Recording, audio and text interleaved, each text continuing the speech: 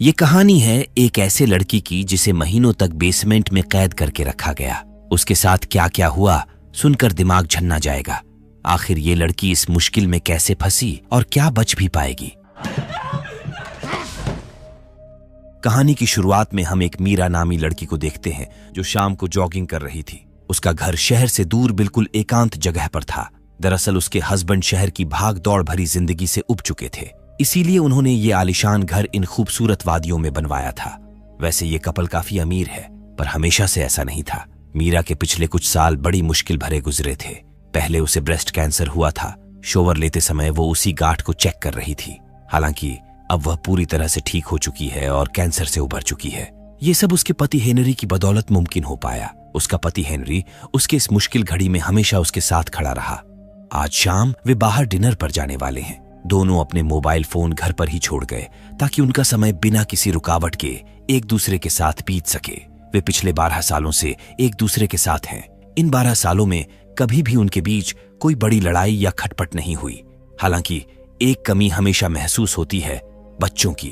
उनका परिवार पूरा नहीं हो पाया और ये उन्हें कभी कभी खलता है। खैर, कुछ ना कुछ कमी तो रह ही जाती है। डिनर करके घर लौटे तो घर के अंदर फर्श पर धूल वगैरह दिखे। जूते के निशान भी थे। ऐसा लग रहा था मानो कोई घर में घुसा हो। चेक किए तो पता चला कि किसी ने पूरे सामान का सत्यानाश करके रखा था। इसकी सूचना वो तुरंत पुलिस को दिए। ये किस तरह के चोर थे जो सामान वगैरह कुछ नहीं लेकर गए? कहीं वे किसी दुश्मनी के चलते उन्हें मारने तो नहीं आए थे? यही सब उटपटांग ख्याल मीरा के मन में चल रहे थे। सुबह हम डिटेक्टिव मॉर्स को देखते हैं जो रात को हुए चोरी के सिलसिले में पूछताछ करने आए। इनके यहाँ से 2 मोबाइल और एक लैपटॉप चोरी हुआ था। दरअसल पिछले शाम दोनों मियां बीवी मोबाइल घर पर ही छोड़कर बाहर डिनर पर गए थे। जब लौटे तो घर में किसी ने तोड़ फोड़ किया था। वैसे आप लोग कोरल्स कब आए? तकरीबन 1 साल पहले वो यहाँ तैयारी के लिए आए थे, पर इस घर में उन्हें शिफ्ट हुए महज 2 महीने ही हुए हैं। बॉस्टन के भाग दौड़ भरी जिंदगी से उन्हें बिल्कुल उल्टा चाहिए था। किसी से कोई पुरानी दुश्मनी?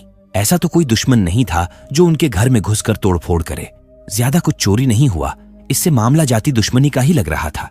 उन्हें कुछ सबूत भी मिले थे जिसके आधार पर वे आगे तहकीकात करने वाले हैं। दूसरी तरफ हम मीरा को देखते हैं जो कि जॉब पर जा चुकी थी। उसके गैर मौजूदगी में हेनरी घर को व्यवस्थित करने में जुटा था। शाम को जब वो घर लौटी तो हैरान रह गई।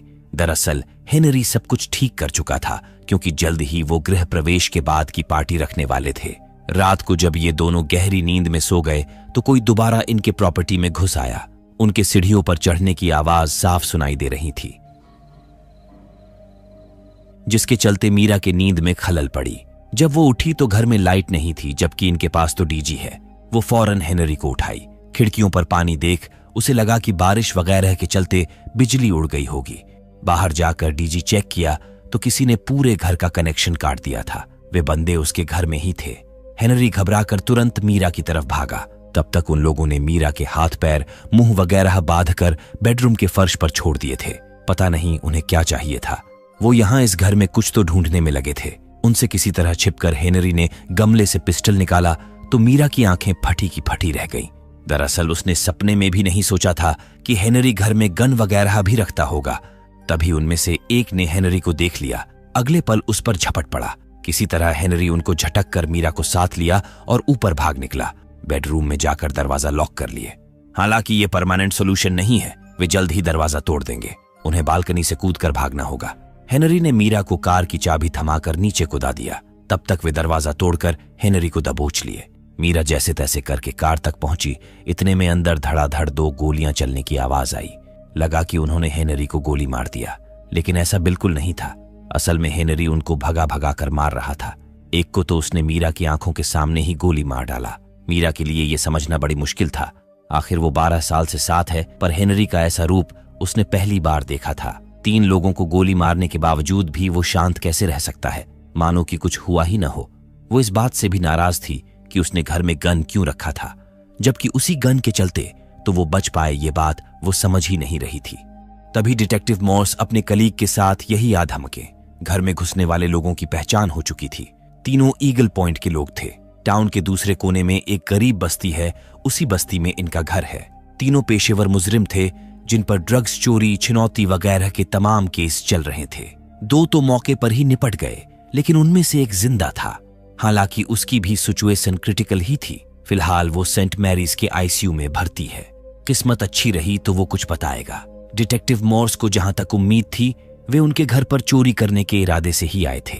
उनके पिछले पुलिस रिकॉर्ड के मुताबिक उन सबका काम ही चोरी छिनैती करना था। वैसे एक बात है, पिछले 1 महीने से यहाँ की एक लड़की लापता है जिसका नाम था क्रिस्टीन कॉब। पुलिस को शक था कि क्रिस्टीन को गायब करने में इन तीनों का ही हाथ था। अगर ये तीसरा बंदा भी मर गया तो वे क्रिस्टीन का पता नहीं लगा पाएंगे। इस लड़की का सुनकर मीरा को बड़ी दुख हुआ। बेचारी के परिवार वालों पर क्या बीत रही होगी। तभी डिटेक्टिव ने जो बताया उसे सुनकर तो उनके होश ही उड़ गए। यही तीनों बंदे तो उसके फैमिली थे। मतलब क्रिस्टीन को गायब करने में उनके परिवार वालों का ही हाथ है, ऐसा पुलिस को शक था। इस मीटिंग के बाद हेनरी पूरा दिन हाउस वार्मिंग पार्टी की तैयारी किया। फिर शाम होते ही पार्टी में लगने वाले सामान लेने निकल गया, पर उसने अपना वॉलेट घर पर ही छोड़ दिया था। मीरा फोन की तो उसका मोबाइल स्विच ऑफ बता रहा था। ऊपर से अकेले रहने में मीरा को डर भी लगने लगा, इसलिए वो भी वॉलेट देने के बहाने घर से कार लेकर निकल गई। हेनरी के कार को फॉलो करते करते वो उस मोड़ पर पहुंची जहां से एक रास्ता टाउन जबकि दूसरा सेंट मैरीज हॉस्पिटल जाता था। भाई साहब, हेनरी लेफ्ट टर्न मारकर हॉस्पिटल की तरफ निकल गया। इसी असमंजस में पड़कर मीरा की कार ठुक गई। इस लफड़े से निपटने में उसे घंटों लग गए। जब घर पहुंची तो हेनरी वापस आ चुका था। उसके वॉलेट छोड़कर जाने के बाद जो कुछ भी हुआ उसने सब कुछ बयां किया। वैसे उसे जाना था टाउन, तो वो हॉस्पिटल वाले मोड़ की तरफ क्या करने गया था। दरअसल वो गलत मोड़ पकड़ लिया था, जिसके चलते टाइम वेस्ट तो हुआ, पर दुकान बंद होने से पहले वो टाउन पहुंच गया था। इसलिए सामान मिल गए, वो भी बिना वॉलेट के। मतलब कोई दिक्कत की बात नहीं थी। दुकानदार पैसे अगले संडे लेने के लिए मान गया। प्रत्येक दिन की तरह मीरा ऑफिस गई, लेकिन उस घटना के चलते उसका दिमाग सही जगह पर नहीं था। बार बार वही ख्याल उसके जहन में आ रहे थे। जैसे तैसे दिन काट कर वापस जाने के लिए कार में बैठी ही थी, तभी डिटेक्टिव मॉर्स उससे मिले। वैसे ये बताना उनके लिए जरूरी तो नहीं था, फिर भी बताते चले कि वो तीसरा बंदा जो सेंट मैरीज के आईसीयू में एडमिट था, अचानक संडे रात को उसकी मौत हो गई। हालांकि उसकी तबीयत ठीक होने लगी थी। भाई साहब, मीरा सोच में पड़ गई, क्योंकि संडे की रात तो हेनरी उसी हॉस्पिटल की ओर गया था। कहीं ये काम उसका तो नहीं। उसने तुरंत हेनरी के कार की लोकेशन चेक की। पता चला कि हेनरी ईगल पॉइंट गया था। ये वही जगह है जहां के वो तीनों बंदे थे जो उनके घर में घुसे थे। लोकेशन के जरिए वो फौरन ईगल पॉइंट पहुंची। इस जगह के बारे में हम पुलिस वालों से पहले ही सुन चुके हैं कि इस गरीब बस्ती में ज्यादा क्राइम होते हैं। उसी प्रकार के लोग भी दिख रहे थे। उनसे नजरें बचाकर मीरा कॉब फैमिली के घर पहुंची। उन तीनों बंदों का नाम तो वो जानती ही थी, इसलिए ढूंढने पर घर भी मिल गया। बाहर उनकी कार खड़ी थी, जिसके अंदर एक चाबी मिला। लगा कि ये चाबी घर के मेन डोर का होगा, लेकिन दरवाजा तो लॉक ही नहीं था। वो झट से घर में घुस गई। काफी छानबीन करने पर उसे एक खाली लिफाफा मिला, जो कि हेनरी ने कॉब को भेजा था। अपने पति हेनरी पार्सन्स के लोगों को वो भली भांति पहचानती थी। यहाँ ज्यादा देर तक रुकना भी सही नहीं था, इसलिए तुरंत वापस लौट चली। पता चला कि वो मेल डिस्ट्रीब्यूशन का ऑफिस 10 कदम पर ही था। सोची कि जाते जाते इसे भी चेक कर लिया जाए। कार से जो चाबी मिली थी वो इसी मेल बॉक्स नंबर 8 की थी। मेल बॉक्स के अंदर एक पैकेट मिला, जिसे कॉब ने कोरल्स पुलिस डिपार्टमेंट को भेजने के लिए छोड़ा था। पर यह पैकेट मेल बॉक्स में ही पड़ा था, क्योंकि यहाँ से डिलीवरी पिकअप केवल बुधवार को ही होता था। बुधवार आने में अभी 2 दिन थे। मीरा को इसके अंदर एक वीडियो कैमरा मिला। अभी वो कुछ सोच ही रही थी, तभी एक शख्स आ धमका। वो मीरा को हड़काने लगा। उसे लग रहा था कि मीरा मीडिया से है और चुपके से उनकी वीडियो वगैरह बना रही हैं। इसी के चलते उसने कैमरे को तोड़ डाला। फिर सख्त हिदायत दिया कि दोबारा आना मत यहाँ। ईगल पॉइंट से लौटते लौटते शाम हो चली थी। हेनरी भी रास्ते में ही था। दरअसल दोनों एक ट्रैकिंग ऐप यूज करते थे, जिससे वो एक दूसरे की लोकेशन शेयर करते थे। इससे पहले कि वो आ जाए, मीरा कैमरे को टीवी से कनेक्ट की। कैमरे में कॉब का एक वीडियो था, जिसमें वो बता रहा था कि मेरी बेटी क्रिस्टीन, उस पे बुरी नजर थी उसकी। मुझ पे इल्जाम लगाने के बदले यकीन करो मेरा। असल में पुलिस वाले डिलन कॉब पर ही उसकी बेटी को गायब करने का इल्जाम लगा रहे थे। यही बात वो समझाने की कोशिश कर रहा था। इतना चलकर वीडियो नो सिग्नल हो गया, क्योंकि टेप शायद डैमेज हो चुका था। इसे रिकवर करवाने के लिए मीना ने फौरन कैमरे वाली कंपनी से संपर्क किया। दरअसल वो जानने को इच्छुक थी कि डिलन कॉब हेनरी की बात तो नहीं कर रहा। इसी असमंजस में उसने हेनरी का ऑफिस भी छान मारा और इस कदर मशगूल हो गई कि उसे हेनरी के लौटने का ख्याल ही नहीं रहा। तभी उसे कंप्यूटर डेस्क से एक पेन ड्राइव मिला, जिसके अंदर उनके इस नए घर के बनने की कुछ तस्वीरें। भाई साहब, उनमें एक तस्वीर डिलन कॉब की भी थी जो घर में काम कर रहा था। इधर हेनरी आ चुका था। ऑफिस की लाइट चालू देख उसे पता चलते देर नहीं लगा कि उसके ऑफिस में कोई है। पता चला कि वो मीरा थी जो अंदर साफ सफाई करने गई थी। इतने में उसका फोन बज उठा।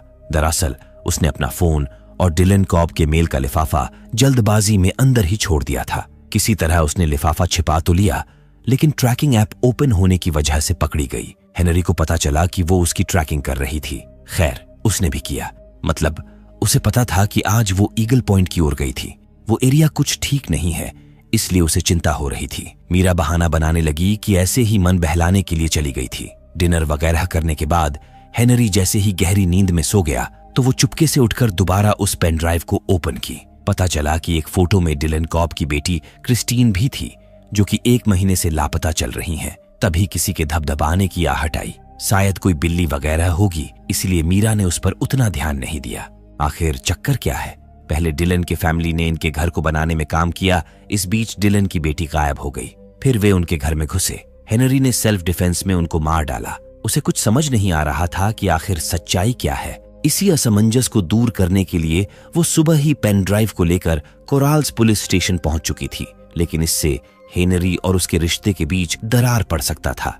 इसलिए सोच विचार कर वापस लौट चली। हालांकि उसे सच्चाई तो जानना ही था। वापस आते ही हेनरी पर चढ़ बैठी। उसे बस सच्चाई जानना था कि आखिर उसके पेन ड्राइव में उस लापता लड़की और उसके पिता डिलन कॉब की तस्वीर क्यों है। तो बात ऐसी है कि आज हेनरी भले ही लाखों कमाता हो, पर पहले उतनी मोटी कमाई नहीं थी।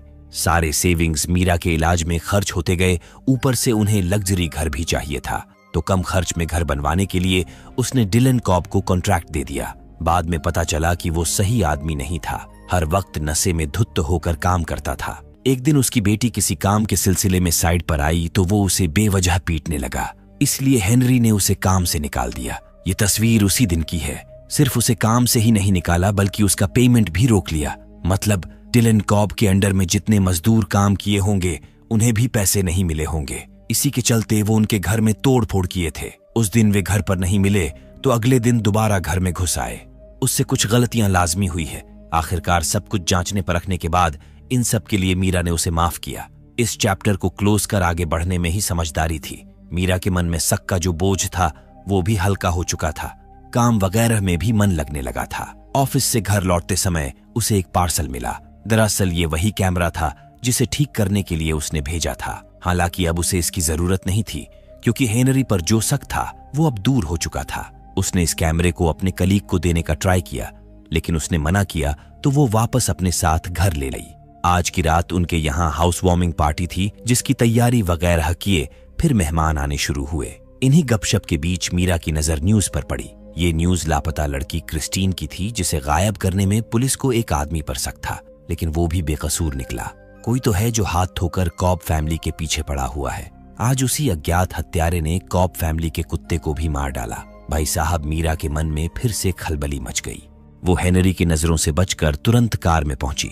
फिर उस वीडियो को दोबारा प्ले की। ये वीडियो डिलन पुलिस को भेजने के लिए बनाया था, जिसमें वो बता रहा था कि उसकी बेटी पर हेनरी की गंदी नजर थी। जब उसका घर बन रहा था तो डिलन वहां काम करता था। उसकी बेटी क्रिस्टीन खाना वगैरह लेकर आती जाती रहती थी। फिर वो अचानक लापता हो गई। डिलन को सबसे पहले शक हेनरी पर ही गया। इसीलिए एक रात जब घर पर कोई नहीं था तो वो अपने कुत्ते को लेकर उसके घर में गया, ताकि क्रिस्टीन वहां होगी तो उनका डॉग पता लगा लेगा। उनका अंदाजा बिल्कुल सही निकला। उनका डॉग अंदर जाते ही भौंकने लगा, खासकर ऑफिस में। इसके अलावा घर में और भी सबूत है। वीडियो को बीच में ही छोड़कर मीरा फौरन हेनरी के ऑफिस में पहुंची। छानबीन कर ही रही थी, तभी हेनरी को पता चल गया कि उसके ऑफिस में कोई है। तब तक मीरा को उनके हाउस प्लान का ड्राइंग मिल चुका था। ऑफिस के ड्राइंग से उसे एक सीक्रेट रूम के बारे में पता चला। वो रूम यही कहीं होना चाहिए। थोड़ा बहुत दिमाग चलाने पर उसे एक सीक्रेट बटन मिला, जिसे डमी प्लेट के पीछे छिपाया गया था। उस बटन को प्रेस करते ही एक दरवाजा खुला। इस दरवाजे के नीचे एक और साउंड प्रूफ दरवाजा था, जिसकी सीढ़ियां बेसमेंट में जा रही थीं। डरते डरते मीरा नीचे गई तो अंदर का नजारा देख दंग रह गई। भाई साहब, हेनरी ने कॉब की बेटी क्रिस्टीन को वहीं पर कैद करके रखा था। शायद वो बेहोश थी।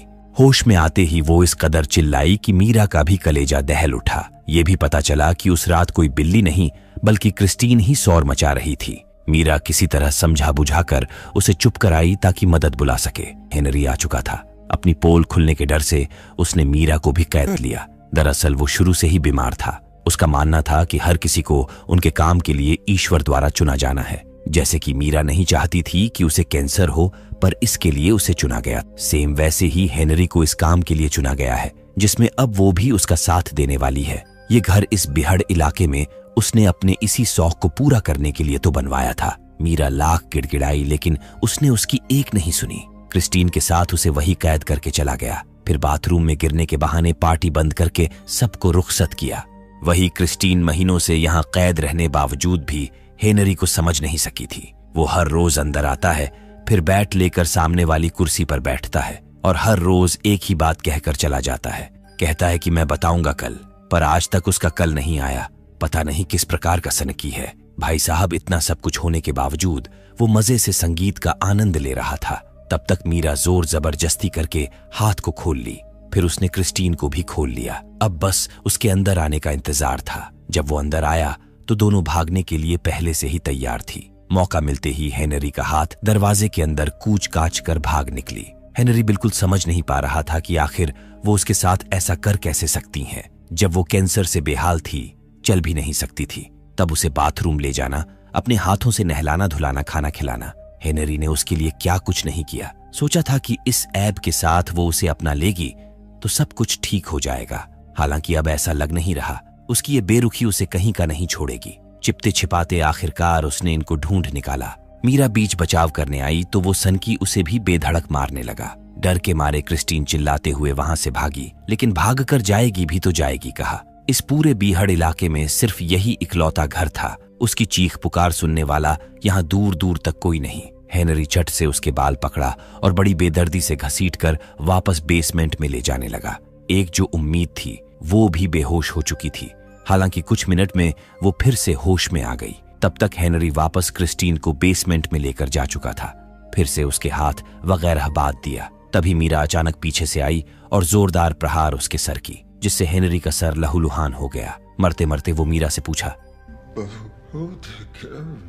मीरा ने जवाब दिया कि वो अपना ख्याल खुद रख सकती है। इसके बाद वो हेनरी को उसी बेसमेंट में छोड़ क्रिस्टीन को लेकर निकल गई। उसने कुछ दिनों में ही घर भी बेच डाला और सामान वगैरह समेटकर वापस इंडिया चली गई। दरअसल मीरा इंडिया से यहाँ पढ़ाई करने आई थी। कॉलेज में ही हेनरी से उसकी मुलाकात हुई थी। तो दोस्तों, ये थी कहानी इंट्रूजन मूवी की। आशा करते हैं कि ये कहानी आपको पसंद आई होगी।